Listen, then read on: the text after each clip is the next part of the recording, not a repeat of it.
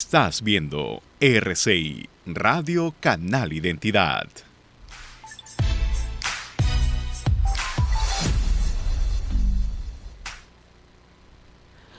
Buenos días amigos, bienvenidos a Ni con Dios ni con el Diablo. Hoy nos va a acompañar durante todo el programa vía telefónica Javier González Olaechea Franco.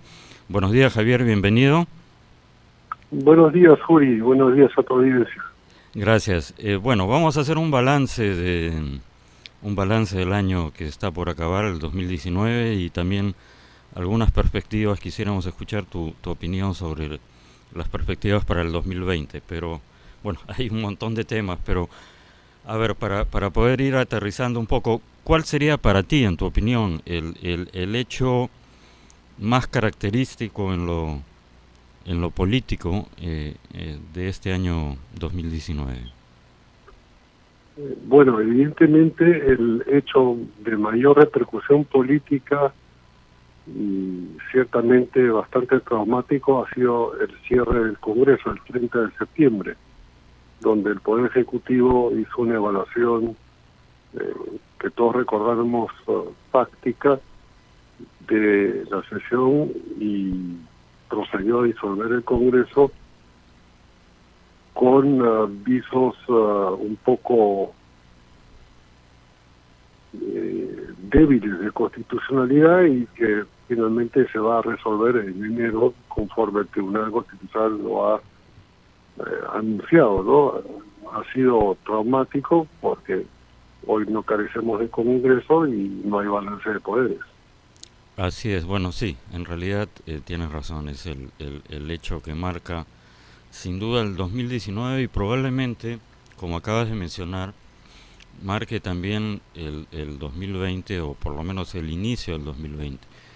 Según fuentes, el TC, el Tribunal Constitucional, daría el fallo antes de las elecciones del 26 de enero, las así llamadas elecciones complementarias al Congreso, que no son complementarias, eso lo hemos conversado ya, pero vamos a refrescar un poco, ¿no? Creo que son definitorias, definitivas, cruciales y, si mal no recuerdo, tú opinas lo mismo, pero según fuentes el TC daría un fallo que sería a favor del Congreso, mejor dicho, en contra de la decisión del presidente Vizcarra de disolver fácticamente.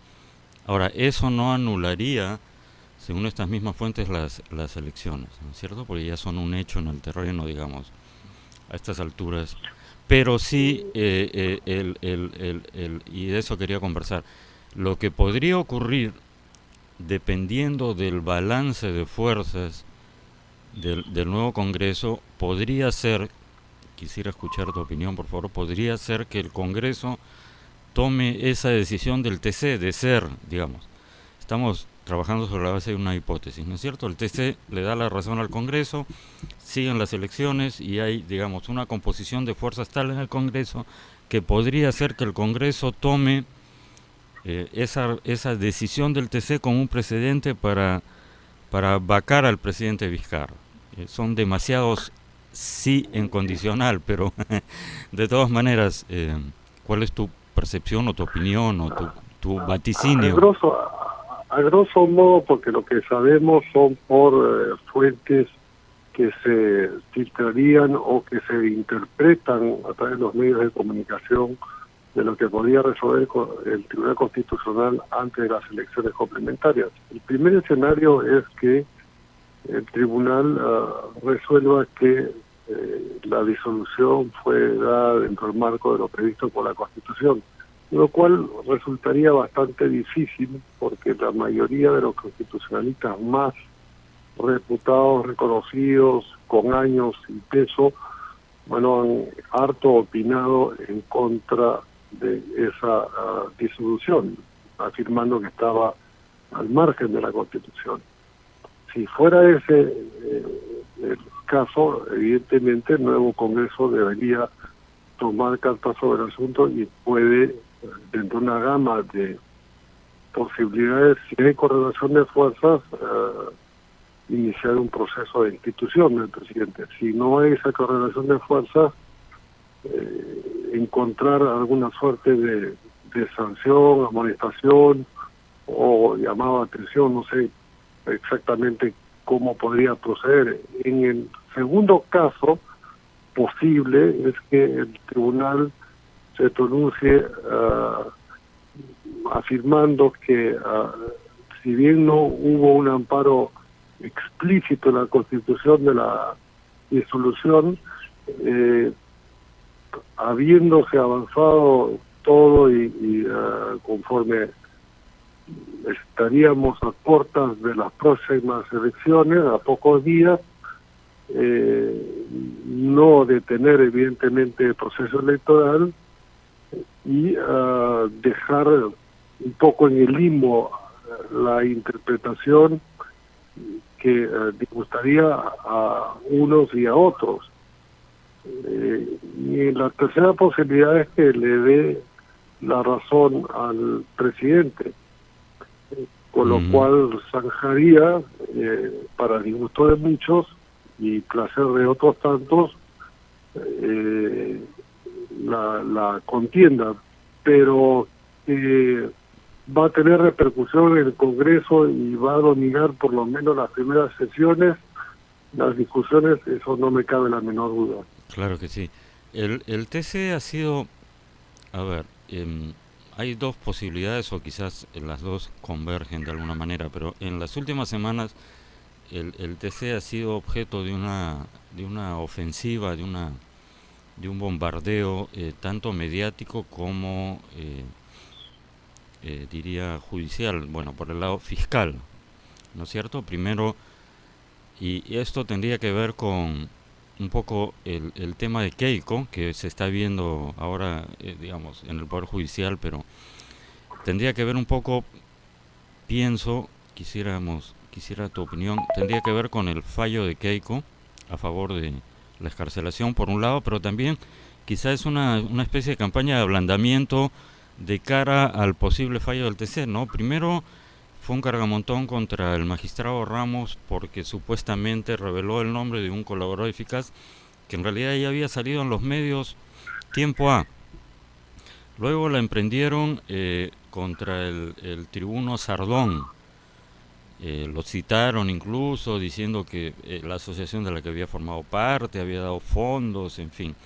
Y luego lo último, que fue una patinada total, lo de Blume, que estaba con su señora esposa y dijeron que estaba reunido con la abogada de Keiko. Esto no parecería casualidad, ¿no? Incluso periodistas, columnistas que no se pueden calificar de contrarios al gobierno, o como Álvarez Rodríguez y Rosa María Palacios han criticado ya el exceso fiscal hacia el TC. Parecería que estos fiscales de la Bajato ya están fuera de control, ¿no? ¿Cuál es tu opinión sobre eso? Bueno, es un hecho que han habido esas, digamos, embates, no quisiera usar la palabra embistes, pero una suerte de poner bajo la lupa todo lo que hace el Tribunal Constitucional y especialmente algunos tribunos. Hay desmentidos rotundos respecto a la supuesta reunión del magistrado Blume con la abogada de la señora Fujimori. Bueno, todo parece indicar que esa reunión no se efectuó, de manera que naufragó esa supuesta acusación o un encuentro indebido. Respecto a los otros casos, bueno, en el referido a esta ONG que se llama, creo, Reflexión Democrática, sí, y lo actuado en el 2011, bueno, hay medios que decían que José Luis Sardón, magistrado del tribunal, era prácticamente el dueño de la ONG, era un vocal del directorio. Así y es. Claramente se explicó que la selección la hacían 4 rectores de universidades reconocidas, una pública y 3 privadas, y entre un contexto de veintitantos candidatos elegidos a ser capacitados y demás, había un grupo de fujimoristas, pero eso no invalida el hecho en sí que una ONG como cualquiera otra que quisiera formar, capacitar, apuntalar a otros candidatos de otras tiendas cuyas posturas son afines, son ilegales, vale decir. Yo he visto en muchas partes del mundo, y también sé de las organizaciones sindicales hacer actividades de formación para sus líderes, y algunos de ellos terminan con legítimo derecho postulando al Congreso, de manera que yo no le encuentro nada reñido con la ley, más bien es un esfuerzo transparente de decir, bueno, yo quiero formar, darle mayor contenido a los candidatos que son afines a mis visiones y propuestas del país. Estamos en una democracia, de manera que todos pueden hacer lo mismo y no hay por qué llamar la atención. En buena hora que existieran muchas ONG que de forma transparente, pública, con convocatorias, capacitaran agentes. Inclusive de esa manera nos libraríamos en este proceso electoral de 200 o más personas que tienen cuentas con la justicia, ¿no? Completamente, sí, completamente de acuerdo. Yo me imagino que esa ONG, no conozco los detalles, y otras que pudieran hacer lo mismo, filtran a las personas y dicen, bueno, estas son profesionales que tienen trayectoria, que no tienen prontuario, que tienen una formación que hay que apuntalar, de manera que no solamente no hay nada que criticar, sino al contrario, yo creo que sería un modelo a replicar para todos los partidos que quieran democráticamente participar, e inclusive para las instituciones, gremios que quieran hacer lo propio. En buena hora tendríamos gente más capacitada en el Congreso y no gobernables o comepollos, ¿no? Así es, 100% de acuerdo. Un brevísimo paréntesis para informar, amigos, último minuto, el juez Víctor Zúñiga anunció que la audiencia de prisión preventiva que se estaba realizando hoy para Keiko Fujimori se acaba de suspender y se va a realizar el sábado 28 de diciembre, Día de los Inocentes. Y sobre eso, digamos, eso un poco engarza con lo que estábamos hablando del tema fiscal. Es un desafío al el Tribunal Constitucional, que se supone es la máxima instancia nacional, dictaminó que no se pronunció sobre el tema de fondo. Eso es algo que hay que enfatizar, no respecto a Keiko Fujimori, no dijo si es culpable o si es inocente. Se pronunció solo respecto al tema de la prisión preventiva y dijo que no cabía la prisión preventiva y que el proceso, el juicio o la investigación fiscal que luego debe concluir en un juicio y en una sentencia exculpatoria o condenatoria de Keiko Fujimori debía realizarse con Keiko Fujimori en libertad. La Fiscalía puso el grito en el cielo, volvió a presentar diciendo que tiene nuevas pruebas, un nuevo pedido de prisión preventiva contra Keiko Fujimori.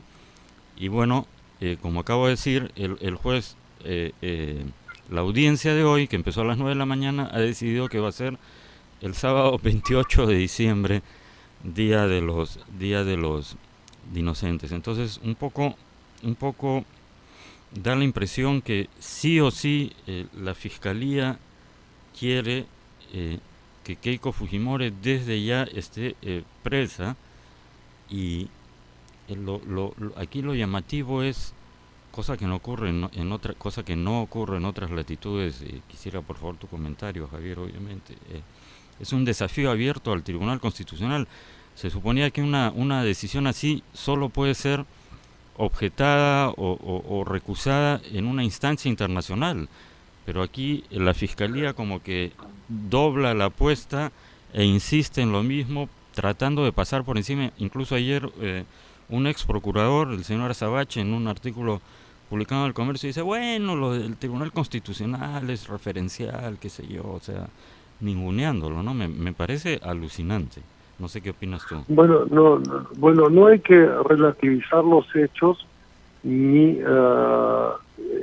digamos, los hechos referidos a que el tribunal ha sido muy claro y además después se ratificó en un requerimiento de aclaración respecto a que en casos muy excepcionales, que yo interpreto debería ser gente que constituye peligro público para la integridad física de las personas, para los comprobados fehacientemente feminicidas, violadores, narcotraficantes, crimen organizado, pero no es el caso.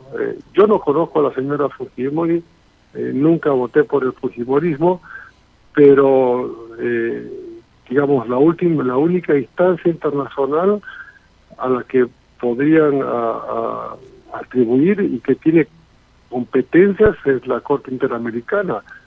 Pero en cualquier parte del mundo una sentencia del Tribunal Constitucional sienta doctrina con precedentes. Aquí, como tú dices, la Fiscalía ha redoblado la apuesta y se expone, creo yo, a que le contesten lo mismo que el anterior.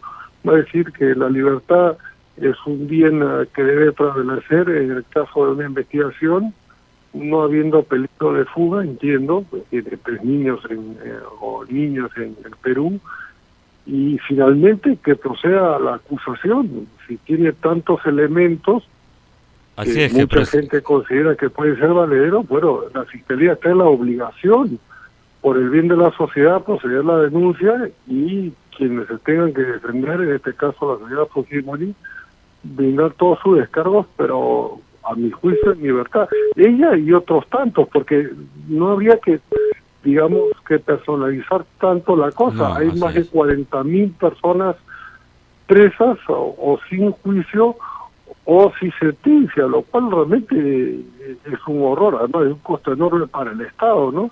Así es. Creo que la Fiscalía está un poco, vamos a decir, con la puntería exclusiva, ¿no?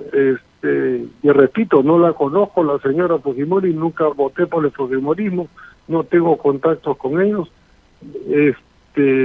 pero no sé, yo esperaría que el Día de los Inocentes no sea tan inocente para que el tribunal se tome un tiempo necesario y si hace lo que corresponde, yo creo que debería ratificar el último pronunciamiento que fue una aclaración, ¿no?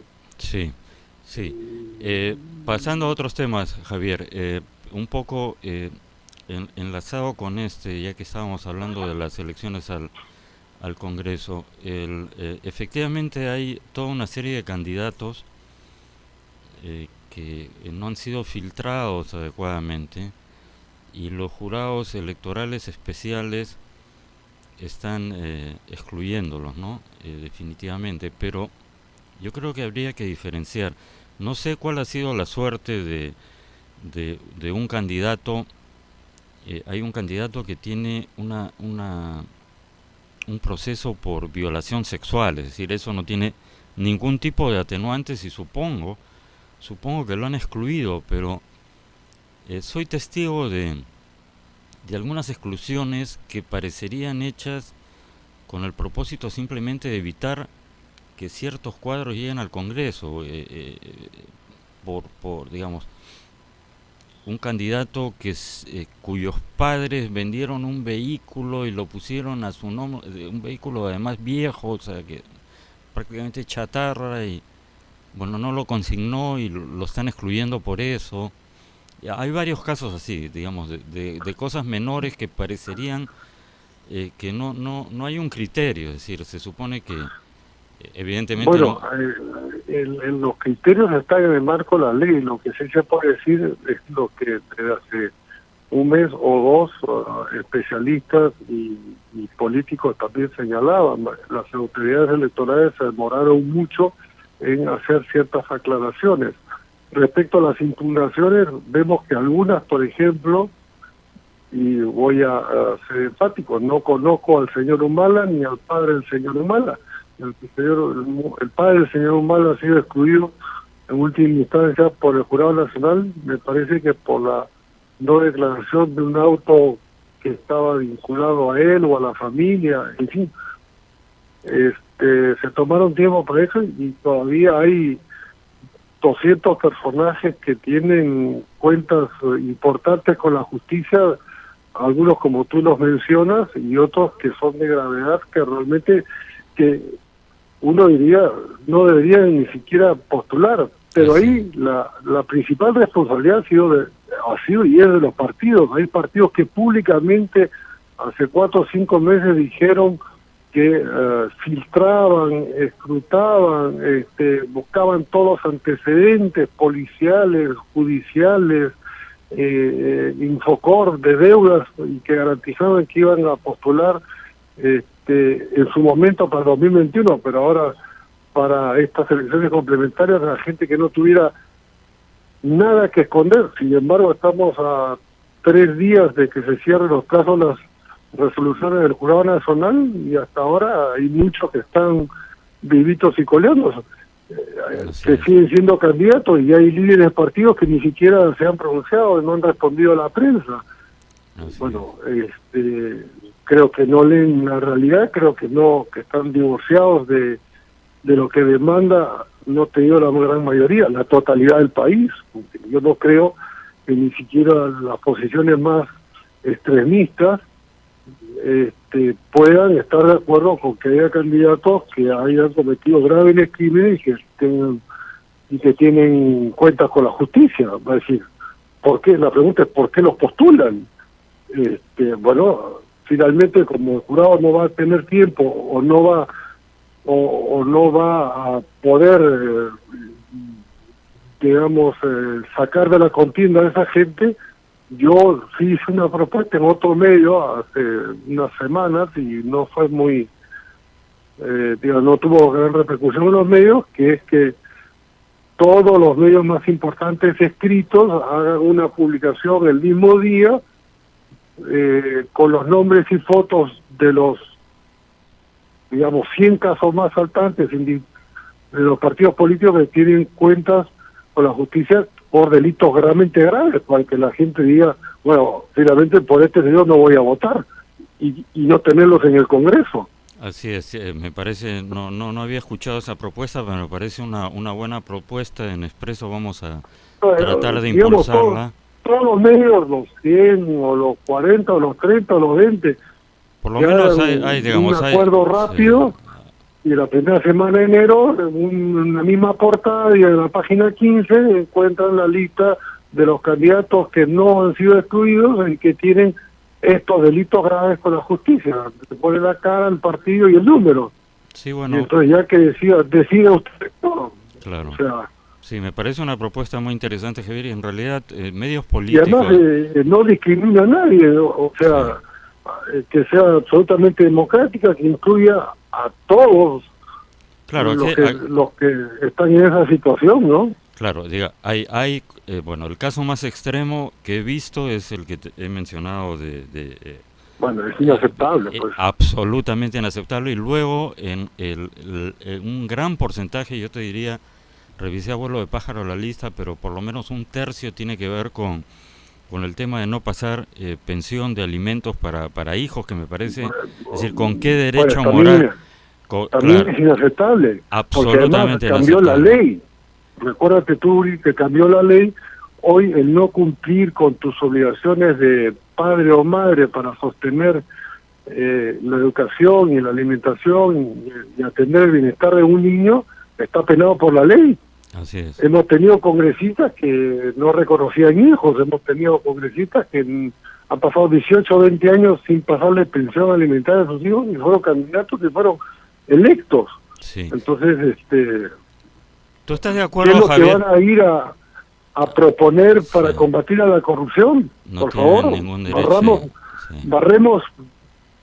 debemos barrer en la casa primero antes de postular. Ahora también está la labor de la familia afectada, que debería salir a decir: fulano no le ha pagado a mi hijo los alimentos 15 años, 10 años, 18 años, se borró del mapa, ¿no? Como es el caso de gran cantidad de peruanas que rompen el lomo trabajando, son el único sustento de su hogar, y resulta que el padre se fue en un segundo, tercer y cuarto compromiso y se gasta el sábado o el domingo el dinero y nunca más atendió a sus hijos.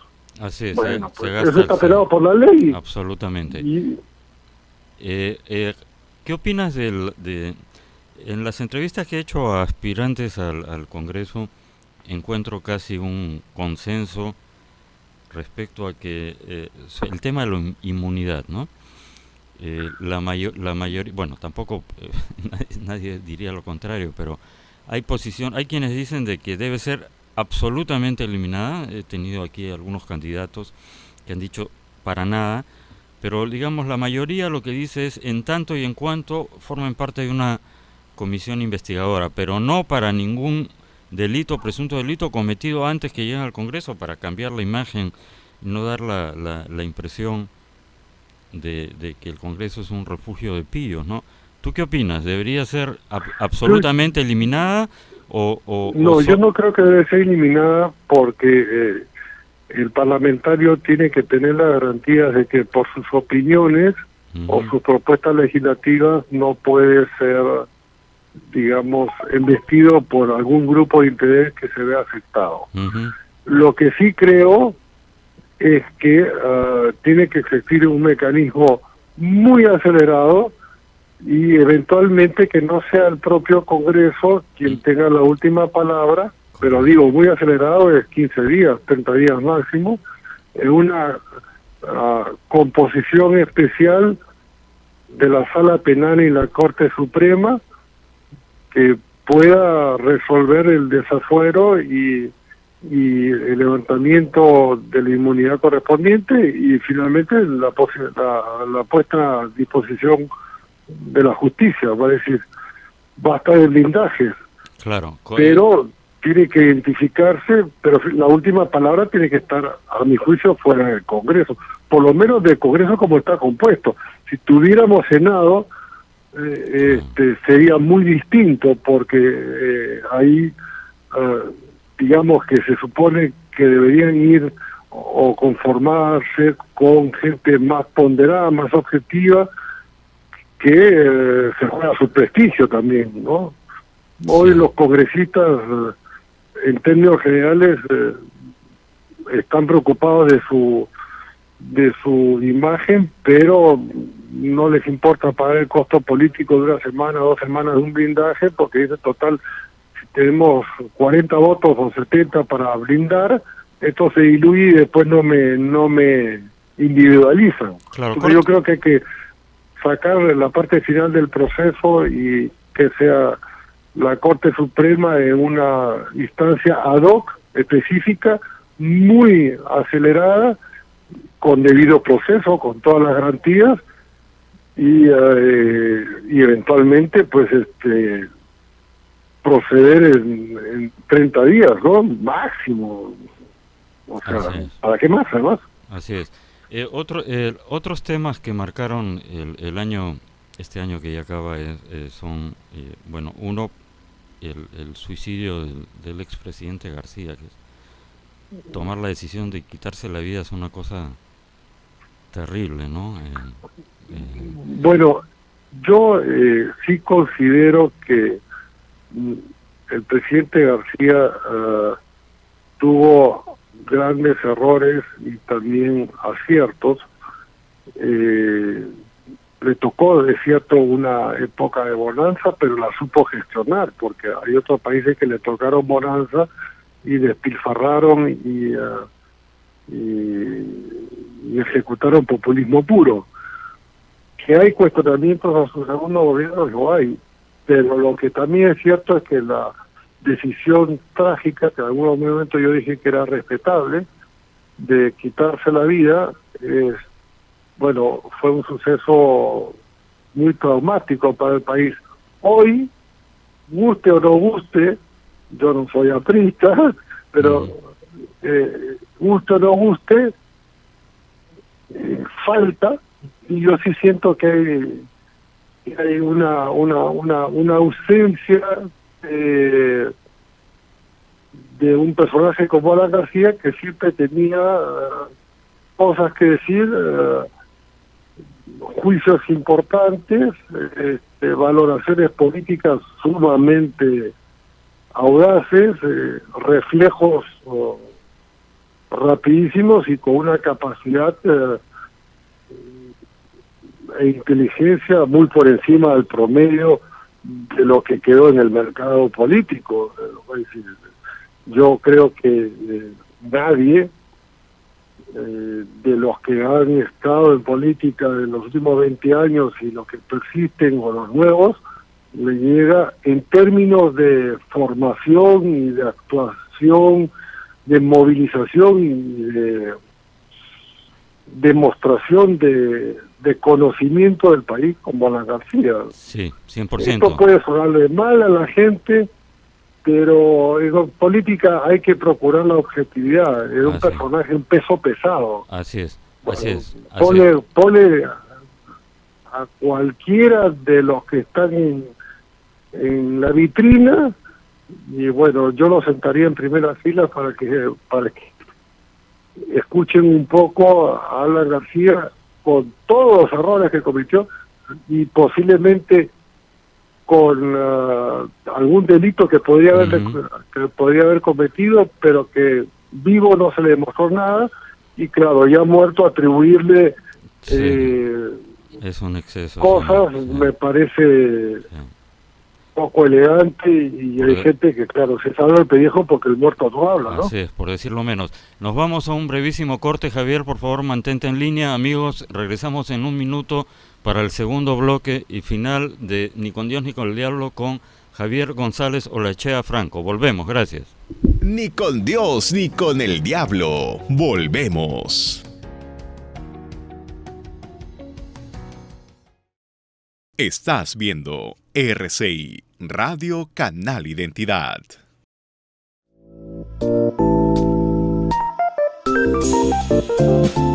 Café Solar de Samaniego. Disfrútalo sin azúcar.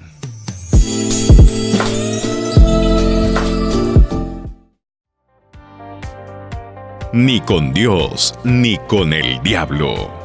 De lunes a viernes a las 10 de la mañana por RCI. Estás viendo RCI, Radio Canal Identidad. Ni con Dios ni con el diablo. Continuamos. Amigos, estamos de vuelta en Ni con Dios ni con el diablo. Nos acompaña vía telefónica Javier González Olaechea Franco. Hemos estado hablando de un balance del año 2019, una última pregunta para el balance, y luego Javier, esta segunda parte quisiera dedicarla a hablar de las perspectivas para el próximo año. La última pregunta sobre el 2019, el otro hecho que ha marcado todo el año, todo este año me parece es la trama Odebrecht, ¿no? Todo el escándalo Lavajato, que alguna vez lo he dicho en el programa, no sé si conversando contigo, pero en mi opinión lo que la banda terrorista y el genocida Abimael Guzmán querían hacer derramando sangre, que era arrasar con todo el establishment, la trama Odebrecht lo ha hecho sin derramar sangre, ¿no? Pero mostrando un panorama de corrupción generalizada realmente traumático. ¿Cuál es tu opinión sobre eso? Lo primero que te puedo decir es que todos los destapes de los últimos tiempos, y especialmente de este año, respecto a Odebrecht y otras compañías, es un hecho positivo porque nos desnuda, no si hablo en plural, aunque yo no me incluyo, como una sociedad que tiene muchos elementos putrefactos. Esto se sabía, se intuía, pero verlo ya en cifras, con documentos, con acusaciones, con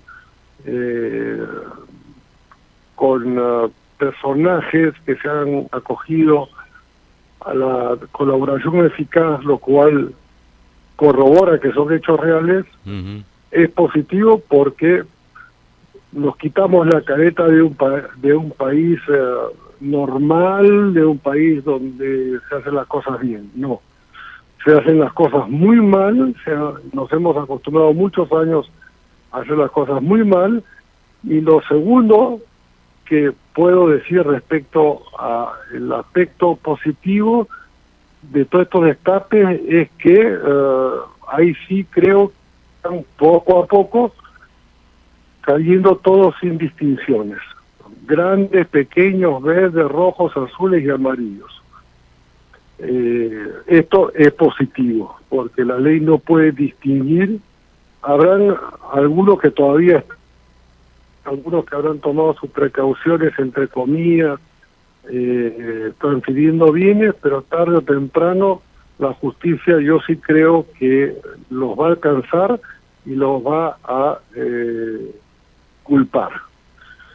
Lo primero que puedo decir respecto al aspecto negativo es que, mirando no solamente el 2019, sino los años acumulados, es que los cálculos astronómicos de 15.000, 20.000 millones de dólares que se habrían festinado en el país son un crimen social, más allá de lo penal estrictamente, porque en los últimos 3 años la pobreza ha crecido de 18 a 21%, y con ese dinero todos estos años podríamos haber sacado por lo menos a 10, 15% de la gente de la pobreza. O sea, hemos condenado a una generación a seguir en la situación de pobres y a la falta de oportunidades.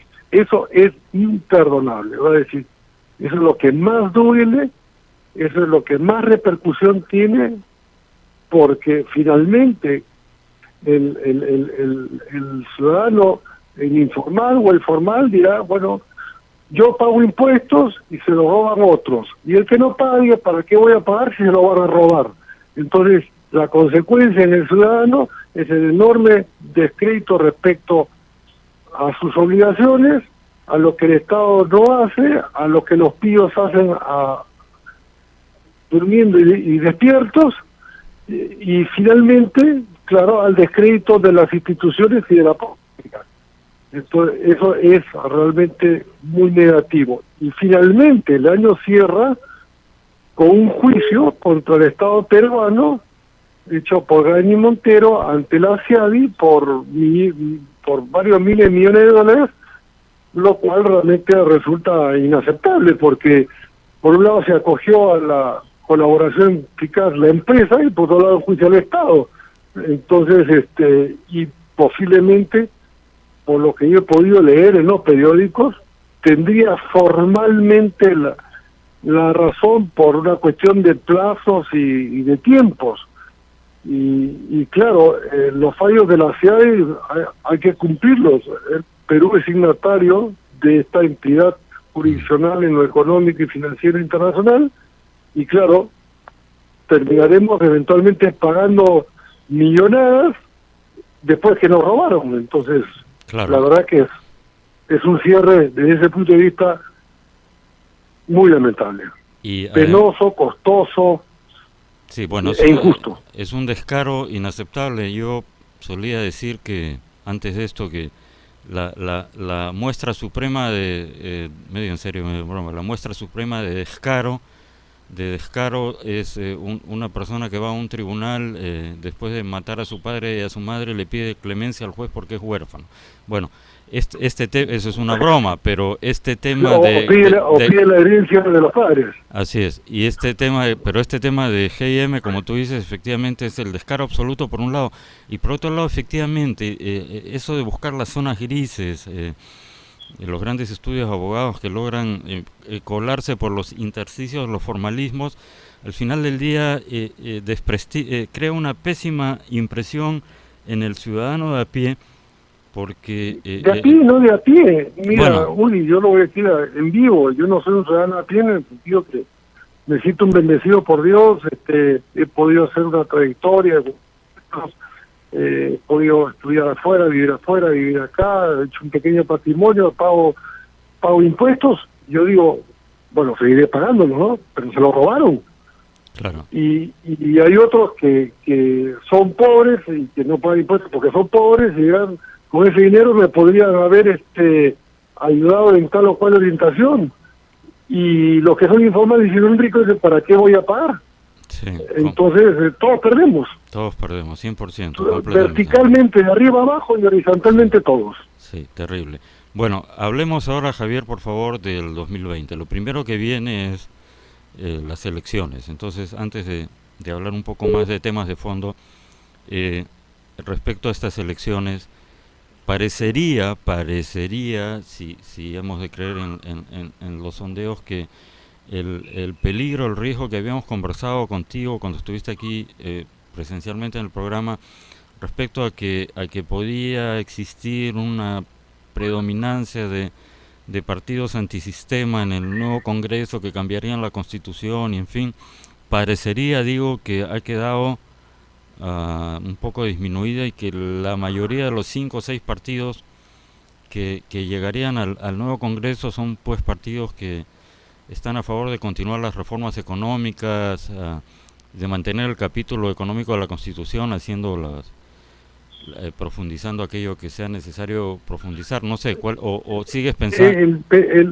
El peligro de una mayoría de izquierda yo creo que se va diluyendo, aunque hay que recordar que el 50% de los encuestados dice no tener definido su voto, ¿no? Y el otro 50% por los partidos de mayor reconocimiento. De manera que se habría diluido, pero hay un voto escondido. Lo segundo es respecto, tú me preguntabas sobre las reformas, ¿no? Yo lo que observo es que, a ver, cuando aparecen los candidatos mismos, muchos hacen reformas que no están dentro de las competencias de un legislador, lo cual puede significar dos cosas: o que desconocen la facultad de un legislador, o que a sabiendas de que la conocen quieren engatusar al electorado, ¿no? Y hacer populismo. Sobre las reformas, yo hubiera esperado que los partidos hagan una propuesta institucional de una agenda legislativa, la publiquen y que digan, vamos a priorizar estos 4,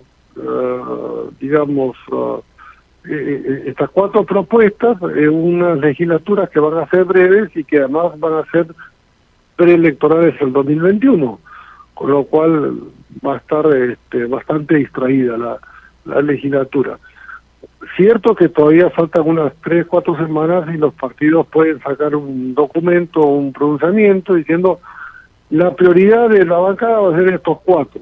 Ahora, yo escuché el otro día un candidato que tenía 42, su agrupación, 42 propuestas legislativas. Es imposible. Eso no solamente es imposible, va a decir, es una demostración de que no entienden los tiempos políticos, no entienden la realidad. Va a decir, es como que yo te diga, mira, de acá a una semana, hoy estoy en Lima y en una semana voy a ir caminando a Nueva York. Claro. Entonces tú me decís, ¿y cómo vas a hacer, Javier? Bueno, entonces plantean cosas imposibles y evidentemente cualquier persona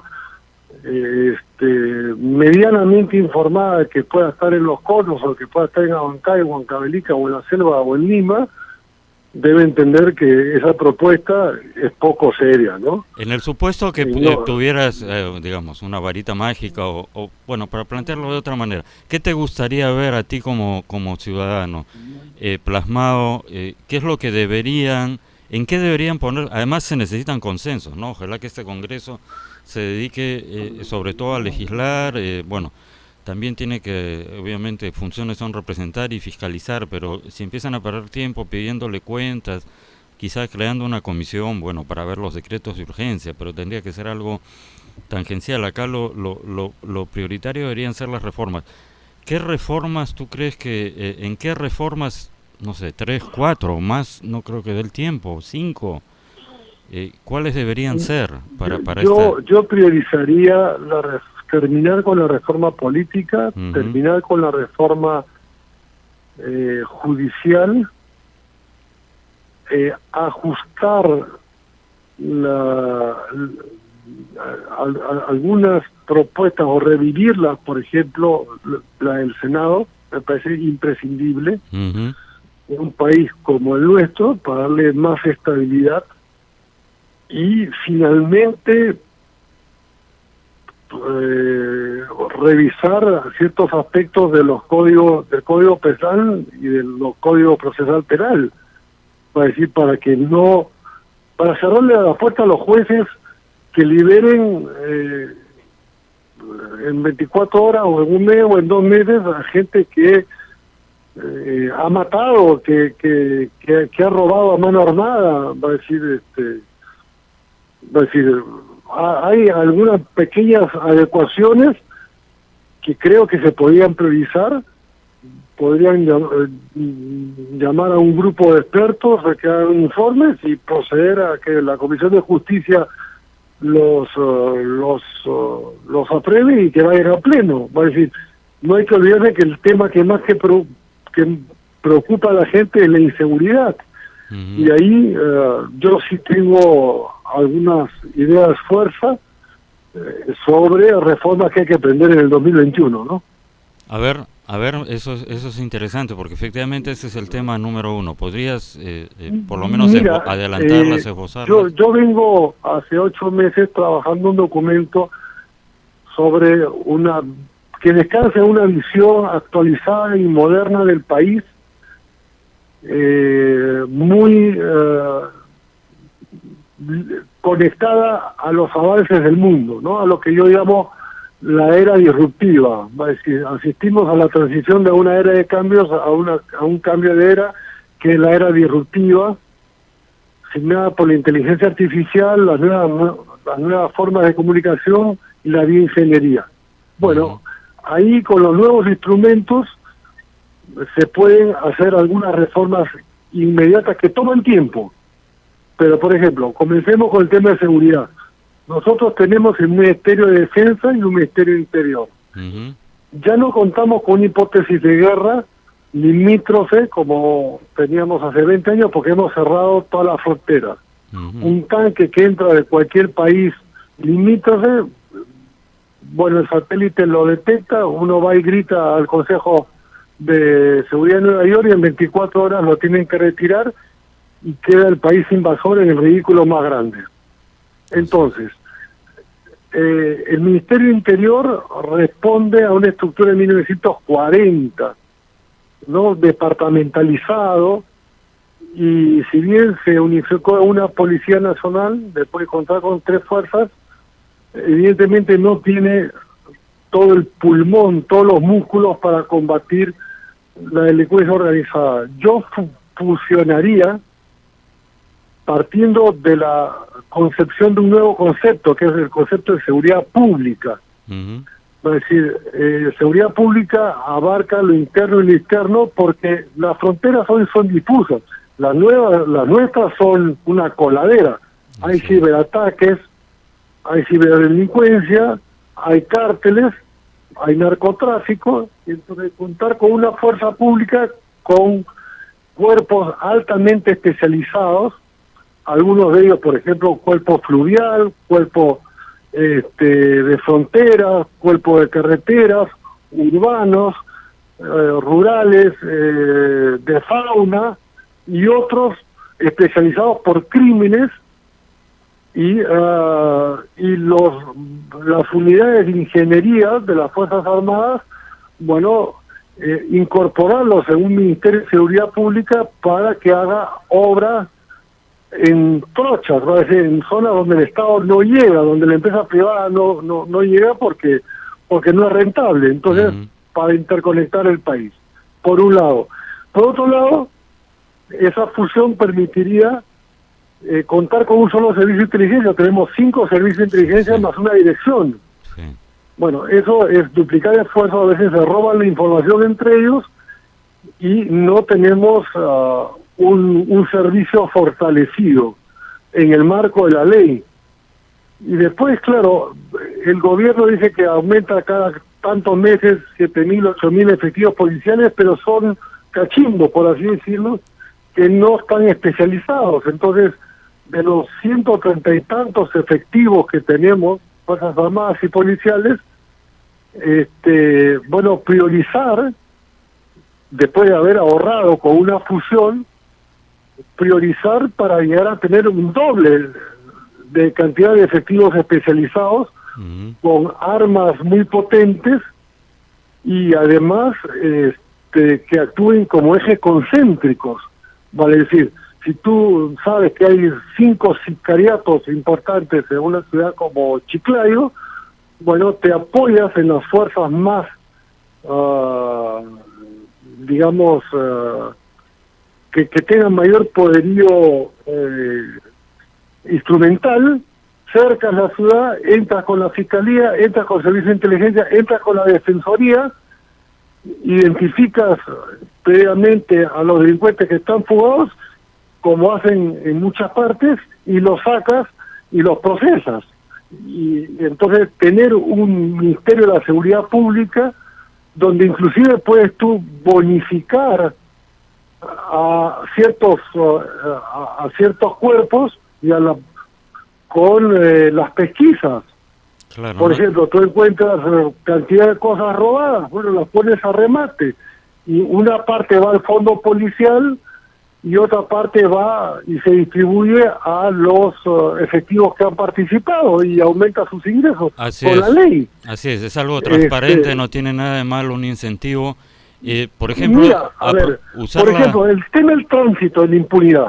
Tú creas un centro de seguridad vial donde todo esté filmado y tú le das a una unidad especializada cámaras inteligentes. Bueno, miden las infracciones. Previamente tú modificas, no necesitas ley, un decreto supremo cambia ciertas reglas y le dice que en 90 días vas a aplicar y que se pongan a derecho. Bueno, tú tienes combis, autos con 150 infracciones, los notificas y los decomisas por ley, y entonces van a un depósito que puede ser camino a Ancón, donde es ese gran terrenal del ejército, y finalmente lo que vale 15 lo rematas en 5, 2 van al policía que sigue todo el trámite, y 3 al fondo policial. Y yo el otro día vi, hace 2 meses, 3 camiones parados al costado del río Guarachirí, orinando, dos pilotos, y la policía paró y dijo, no, jefe, ¿sabe qué? Estoy ahí, y no pasó nada. Bueno, ahí tienes imágenes de delitos ambientales. Claro Tú que sí. notificas a la empresa a la primera, y a la segunda le decomisas de forma definitiva, le incautas el bien, y si el camión vale 30, lo rematas a las 2 semanas en 10. Vas a tener 15 compradores y una parte al policía que gana 2.000 soles en serie y otra parte al fondo policial para mejorar comisarías, para mejorar instalaciones, cómputos, en fin, las instalaciones que son en la ciudad, en la capital, son vetustas, imagínate en el interior. Así es. Entonces, hay muchas formas, y yo creo que esa es una reforma imprescindible, el contar con un Ministerio de Seguridad Pública. La gente dice, no, los militares a la calle. Un momento, los militares no. Hay países donde la Fuerza de Seguridad Pública, por supuesto que mantiene la unidad aérea, la unidad naval y la unidad del ejército. Así es. Repotenciadas, porque evidentemente las tienes que tener. Pero el grueso del esfuerzo es responder a una nueva visión de la seguridad pública. La seguridad pública es externa e interna. Y nosotros tenemos, inclusive, tienes grandes espacios dedicados a ocupar plantas de un solo piso, sea de Ministerio de Defensa, de las Armas o de la Policía. Bueno, ¿cuánto cuestan esos terrenos? Una fortuna. Así es. El Ministerio del Interior, esa propiedad cuesta una fortuna. Tú puedes ocupar la octava parte, hacer una unidad sumamente inteligente, el resto lo vendes en una fortuna, hacer 5 subsótanos. Hay en países desarrollados edificios inteligentes y te haces de caja. Es decir, el Ministerio de Defensa y el Ministerio del Interior tienen una cantidad de bienes que son subutilizados. 100% de acuerdo, Javier. Se nos acaba hay mucho por hacer. La transformación digital, la reforma educativa, el piso universal social de la salud. Hay mucho por hacer. Y eso es 2021. Para cerrar, Javier, cortita nomás porque nos queda 1 minuto ya, se ha ido el tiempo volando. En el tema de las reformas económicas para el 2021, ¿qué es lo primero que habría que hacer? Lo primero que hay que entender es que hay que distinguir y sustituir el concepto de crecimiento con el concepto de desarrollo o economía y bienestar. Uh-huh. No basta crecer porque crecen algunos sectores y otros sectores no crecen, y además la población en general no crece en términos iguales. Así es. El concepto de desarrollo es más integral y el concepto moderno de los últimos años es de economía y bienestar, donde tú mides el PDI no solamente por dinero, sino por bienes que no son contabilizados, pero que son de acceso a servicios como la justicia, por ejemplo. Uh-huh. Por ejemplo, entonces la economía tiene que estar dirigida hacia un nuevo eje, economía de bienestar, incluya variables como el índice de desarrollo humano de Naciones Unidas, que miden no solamente si crece una empresa o si crece la economía, porque eso significa mirarnos el ombligo con una lupa de aumento. Estamos con el estómago satisfechos, claro. Pero ¿quiénes? Cuando las brechas sociales son enormes. Aquí hay que cerrar o achicar las brechas sociales. Perfecto. Está demostrado que el chorreo no era caudaloso. Así y es. por eso la insatisfacción de las grandes mayorías. Además, chorreo en sí mismo es una palabra despectiva, ¿no? Y eso no significa modificar las variables macroeconómicas, Uh-huh. ni el control del Banco Central de la moneda para tener baja inflación, ni abrirle la puerta al populismo, de ninguna manera, pero manejarlo de una manera eficiente, inteligente, como eje concéntrico, como se hace en países más avanzados, y el Perú tiene que aprender de buenas prácticas que hay en el exterior. Muy bien, Javier, te agradezco muchísimo. Hemos estado con Javier González Olaechea Franco haciendo un repaso del 2019, las perspectivas para el 2020 e incluso hemos llegado a hablar del 2021.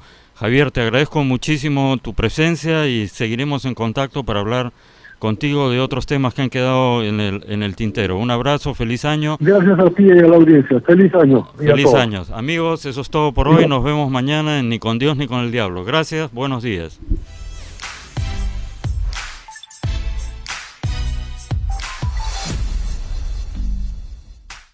Estás viendo RCI, Radio Canal Identidad.